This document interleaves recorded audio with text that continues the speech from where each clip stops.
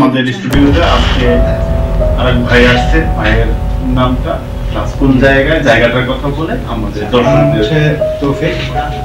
আর যে ঘটনাটা হচ্ছে আমার ছোট ভাইয়ের সাথে পার্শ্ববর্তী এলাকা বাসাবো কদমতলাতে, আমরা জন্মস্থান কদমতলাতেই এবং আমার নিজস্ব বাড়ি কদমতলাতে।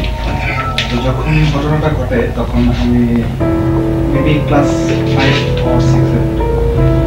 তো আমার ছোট ভাই মেবি ওর সাথে ঘটে গেল। ওখানে এলাকাটা খুব নিচু ছিল। তো বর্ষাকালে এত পানি হতো যে মানে সাঁকু ওখানে মেইন রোডে আসতে হলে সাঁকু ইউজ করতে হতো। তো ওখানে 97 কিলোমিটার দিনের বেলা প্রচন্ড বৃষ্টি, প্রচন্ড বৃষ্টি হচ্ছে। তো আমার ছোট ভাই সাঁকুতে পার হচ্ছে, ঠিক তার হাতের ডান পাশে, আমার হাতের ডান পাশে, আমি পিছনে ছিলাম। কেউ একজন পানির উপর দিয়ে হেঁটে এসে হাত ধরে টান দিয়ে পানিতে নিয়ে গেল। পানিতে নিয়ে যায়, তো অনেক কচুরি ছিল, ও সাঁতার জানতো না, আমি সাঁতার জানতাম। তখন আব্বা আমাকে সাঁতার শিখিয়েছিল 2-3 বছর। পানিতে পড়ার সাথে সাথে আমি ঝাঁপ দিয়ে পানিতে উঠতে হওয়ার চেষ্টা করি। তো এর মধ্যে আবার চিল্লাচিল্লি শুনে চলে এসে আমি এসে হাত ধরে টেনে মারে। তো এরপর থেকে আমার ছোট ভাই বেশ অসুস্থ, অনেকভাবে অনেক ডক্টরি দেখতে হয়েছে। তো সে এখানে হাসপাতালে ঘুরে গেছে, পানি থেকে কেউ একজন হেঁটে এসে তাকে টান দিয়ে নিয়ে গেছে। আমার সাথে শেয়ার করেনি, কার সাথে শেয়ার করেনি। সে অসুস্থ হয়ে বিভিন্ন ডক্টর দেখানো হয়েছে, ঢাকার বেশ ফেমাস ডক্টর, শিশু বিশেষজ্ঞ, এই ধরনের মোটামুটি ভালো ভালো ডাক্তারই দেখানো হয়েছে। কোনো কিছুতেই তার কোনো ইমপ্রুভ হয়নি এবং এই সমস্যা থেকে সে উদ্ধার করতে পারছে না।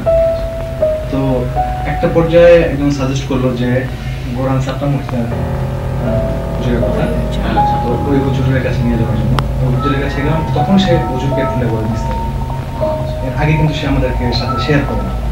তো হুজুরকে বলার আগেই হুজুর বুঝতে পারে, আচ্ছা ঠিক আছে চলে যান, আমি কালকে আগামীকালকে 7টা কাঁচের প্লেট নিয়ে আসবো। 7টা কাঁচের প্লেট আনার জন্য তো হুজুর কাঁচের প্লেটে লাল গাড়িতে যখন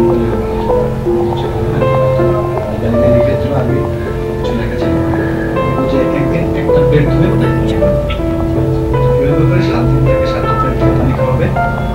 তো আল্লাহ রহমতে শেষ মেহমানিতে 7 দিন 7টা প্লেট পানি খাওয়ার পানি খাওয়ানোর পর থেকে আস্তে আস্তে তার একটু হওয়া শুরু হয়েছে।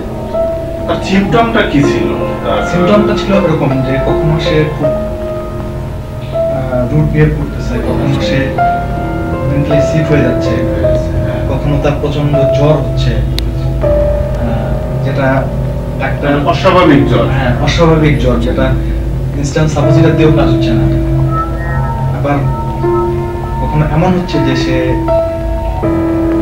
এমন পরিমাণ অ্যালার্জি হচ্ছে শরীরে, যেটা আসলে চামড়ার নিচে যে অ্যালার্জি ইনজেকশনটা দেয়, ওই ইনজেকশন দিয়েও তার কাজ হচ্ছে না। এমন দেখা গেছে যে ঘন্টা 3 চিউনি দিয়ে আস্তে হচ্ছে না। এক পাশে মা বসে আছে, এক পাশে আমি বসে, মানে যে অসুখটাই তার ধরা পড়তেছে সেটা অস্বাভাবিক, মানে আসলে স্বাভাবিক ভাবে হচ্ছে না, ট্রিটমেন্টও কাজ হচ্ছে না। ডাক্তারও তাকে টেস্ট করে এটা সলিউশন পাচ্ছিল না। ধন্যবাদ।